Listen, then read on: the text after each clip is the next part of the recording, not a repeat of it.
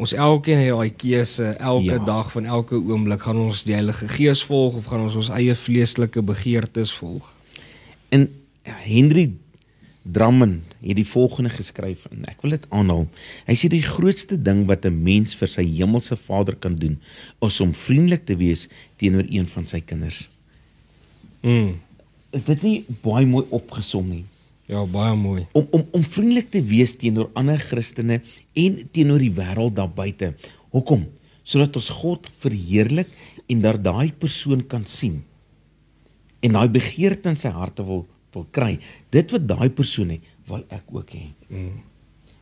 En weet jy, daar's 'n groot onderskeid, soos ons nou gesê het, tussen die plat, aangeplakte vriendelikheid en die werklike vriendelikheid wat deur die Heilige Gees voortgebring word. Absoluut, pastoor. En 'n ding wat ek ook nou aan dink, daai selfde vriendelikheid het ek deurgetrek na Spreuke 15 toe, nê. Vers 1 wat my laat dink het, daai vriendelikheid van jou want Spreuke 15 vers 1 sê, dat 'n sagte woord keer die grimmigheid af.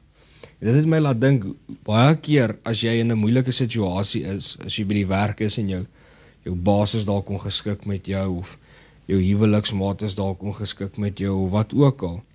As 'n mens met 'n sagmoedige woord kan konflik verminder en dit kan selfs vrede bring in daai situasie, net omdat jy vriendelik optree, omdat jy nie beïnvloed word deur hulle gedrag en negativiteit nie, en jy bly vriendelik en jy gaan nie op daai vlak dat jy ook geïrriteerd raak nie, spaar dit ook soveel vrede in jou lewe en ook in ander mense se lewe. En dan soos wat pastoor nou gesê het, beeld dit weer Jesus Christus uit aan hulle wat hulle daai begeerte het om soos jy te wil wees. En weet jy, vriendelikheid is vir my ook, dit ontlont sekere situasies.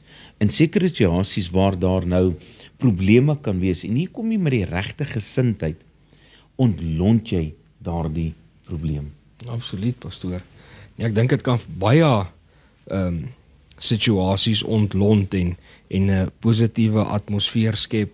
Ek dink selfs in jou huis, as jy jou vrou bietjie omgekrap is, hulle sê mos, as die vrou omgekrap is die hele huis omgekrap. Ja. So, selfs daarso, as jy bietjie vriendelikheid toon teenoor jou huweliksmaat, dan gaan dinge ook in jou huwelik beter.